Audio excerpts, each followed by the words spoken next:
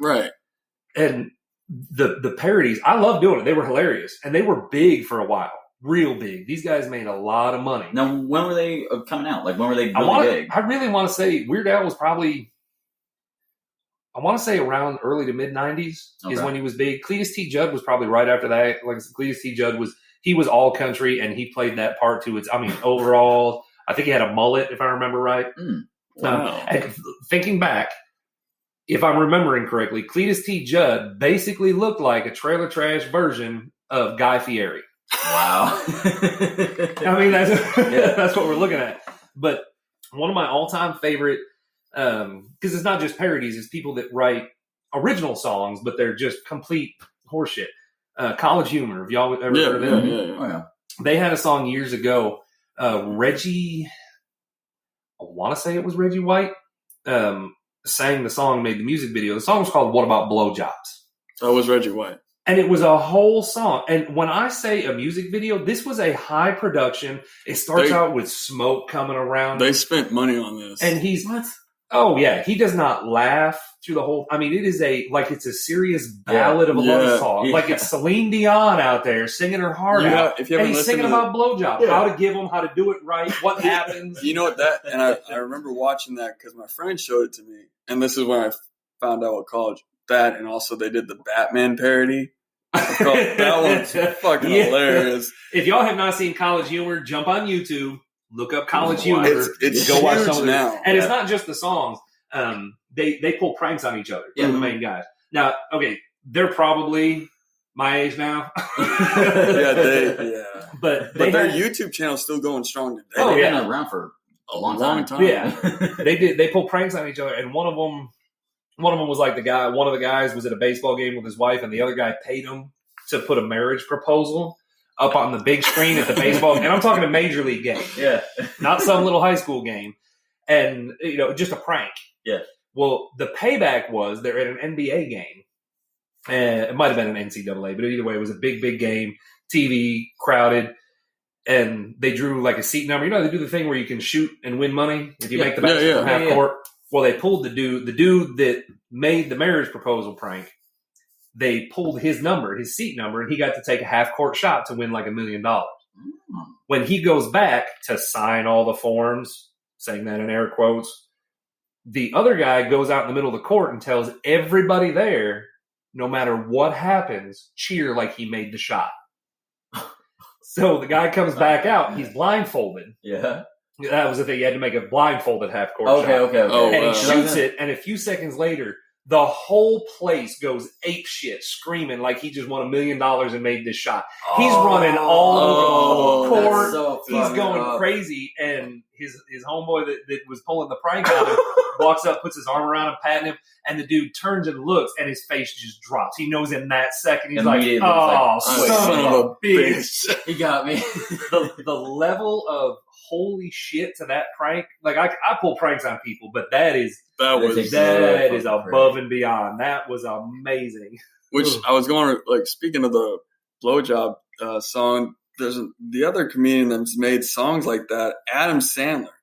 Oh, dude, yeah. That dude has, and I didn't realize he has a fantastic singing voice. He actually can sing. He's a musician. He did, just a couple of years ago, he did a tribute to Chris Farley. Yep. Him actually really beautiful. Him and Chris Farley were close. Chris Farley he's also somebody that I absolutely love. He's a Tommy Boy. Oh my God. Beverly Tommy Boy, Hills, Black Sheep. Beverly Hills Ninja. I used to watch that all the time. I couldn't even imagine or think how it would be if that didn't happen. If he would still be here, How many when you look now, there's kids, I say kids, your age, Sean, sharing memes on Facebook of Chris Farley when he's doing the I live in a van down by the but they have no idea what they're sharing. They don't know who Chris Farley is. It's just a meme to them. Yeah. But when Chris Farley was alive, I was the fucking old man of the high school I went to. I knew all these guys, and everyone looked around like, you mean the meme? I'm like, what the fuck is a meme?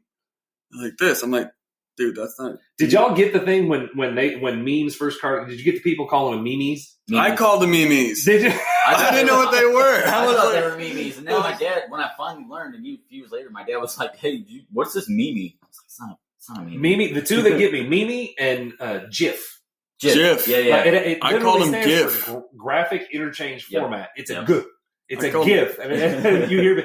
Oh, did you see that GIF? I call them You GIFs. mean the peanut butter? Yeah, I got the peanut butter. Good eating. I called it GIF and I called it memes until my brother goes, "You fucking retard." I It's know. a meme. I'm like, no, M-E, that's meme. We've called our grandma that for years now. Was there really nobody in your high school who knew who Chris Farley was? No. What? You got. I mean, Chris Farley was big.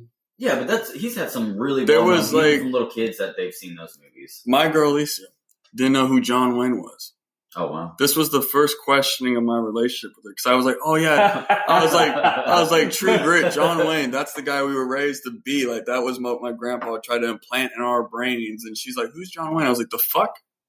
Let me take off this pearl snap real fast because we're about to go down. Every time I think Let me of put John down this Wayne, 10-gallon hat that's all rugged and shit. Let me get off the horse. What, you gonna say what the fuck a horse is? The four-legged thing the cowboys ride. She's sitting there like, what? What the fuck's a saddle? I can't explain how the pathways in my brain work. But when I think of John Wayne, I always think of the movie The Birdcage and Nathan Lane. Have you ever seen The Birdcage? With Robin Williams? Yeah. There is a part. I know. Follow me. There's a part. You gotta ride with Mike. You gotta ride with Mike to get to Just the point. ride the wave, damn it. All right, I'm riding. Let's go. Shit, Johnny Tsunami, let's do this. I'm So, sitting there. We're There's going. a part in The Birdcage where Nathan Lane's character is trying to act more straight. Yeah. And Robin Williams tells him, Yeah. he's trying to think of the most straight person, manly person he can think I of, know and he it. says, the Duke, John Wayne.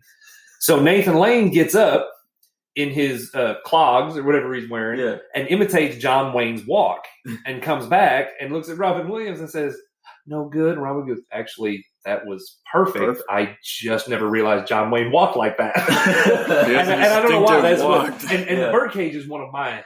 Great. That's one of my great- dad's favorite movies too. Man. That- He showed me that movie, and I was like, "Why are you showing this movie about these two gay couples?" It's a good- But it's a when you good hear that, movie. but then you watch it, it's fucking hilarious. The movie is Robin Williams plays that, which we talked about Robin Williams before. Rest in peace. He Well, I was was going to say we went to he Chris was Farley. so now amazing. Robin yeah. Williams. He was so amazing, Some of my and Nathan favorites. Lane. But when you read about it, he was going through a lot. He suffered. He had a coke addiction, major alcoholism. depression. He went through you a could lot of see, stuff, was- and I looked back, you could see on some of his sets, like, he needed coke bad. they to, like, do his set, some of his sets, like, because when you saw where the drugs wore off. Oh yeah, Yeah. Like, you were all like, but he was naturally an upbeat person, Yeah. and I hate saying like they, but just a magical entity. Yeah. But they've done research and stuff. A lot of those high energy comedians that are so hilarious and we love are some of the most depressed and sad people, and they portray that image to hide the fact that they're just a disaster inside. And they might even make fun of it themselves too, because it's kind of Chris Farley was one of them. He made fun of himself a lot just to try to bring himself out of this, but it never worked. Just kept on digging in deeper. And Robin Williams was one of them. And I tell you, Nathan Lane, I think the first time I saw Nathan Lane, I mean, we all heard him in The Lion King. As Timon. Yeah.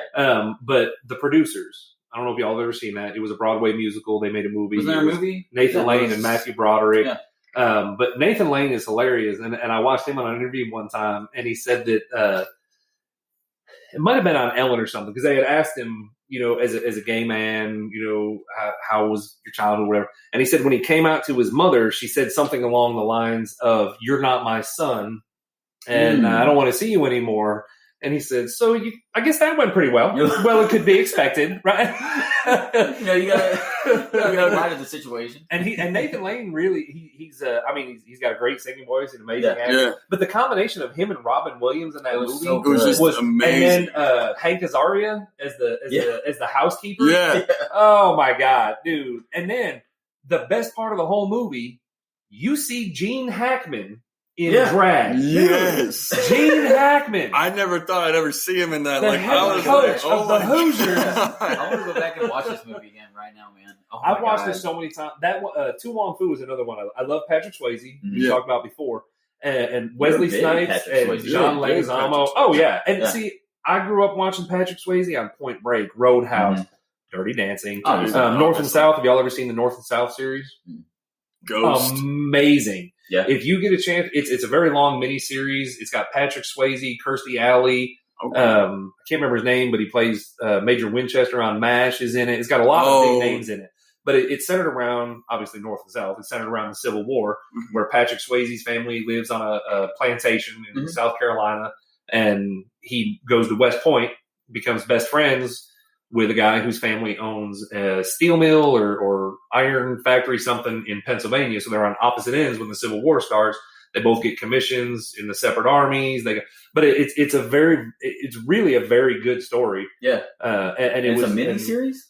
It was a miniseries that I think it was probably on Lifetime or something when it first came out. And when and this is old. This is old. Like this was, I think, made before I was old enough to watch it. Oh yeah. But it's a very, very long. It would take you probably 2 full days to sit down and watch the whole damn thing. Well, but people sit down and binge all these other shows. Yeah, I mean, can't be too bad. Yeah, might as well during our COVID quarantine. Might as well do it. Kung Flu. You know what is good about, like, we talk about these people like Robin Williams, who was such a good comedian, but he was a really good dramatic actor. He was. I'm curious to see. He really has was. Chris Farley ever done like a dramatic role? I don't know if he ever did. I don't think he ever got the chance. I don't think he ever got the chance to. I know they had interviewed him, like, would you ever do one? And he wanted to. Oh, I'm sure, because a lot of comedians, man, they're like good dramatic actors. The only one comedian, the only one comedy star I never really could get into for a serious role was Jim Carrey. Have you seen? What have you seen him in? Because his other movie was his first one I saw was Eternal Sunshine of the Spotless Mind. That one was really good. It was okay, really but I just still. He actually is a pretty good actor, but he's. I think he got in a way so typecast, like actors who play Superman, they become typecast, and you expect a certain thing out of them. Jim Carrey, so with Jim Carrey, when he came out with, I don't remember which ones were first, but he had Liar Liar, Dumb and Dumber. You expect that physical comedy and that quick comedy, and so really you're halfway through the movie before you realize this guy ain't funny. This ain't that movie. The one serious movie he's in that threw me off was the 21 or 23. The number 23. Yeah, that was awful. That one I was like, have you seen that movie? I don't think I have. I don't think I've even heard of that one. It's pretty awful. Sounds like I don't want to. It's this movie. It's about a number. It's about this conspiracy of the number 23. We just said 23 minutes. Relates to 23. Anything you look at, the 9/11, he relates it to like the 9/11 attacks, the voting of the president. He's just adding up these numbers that add up to 23, and it's just him doing like a narration of, I found out this number. And the movie is made and built as if it's building towards something, like this is going to have a meaning or something. No, he killed his family and obsessive over it. And he killed his family.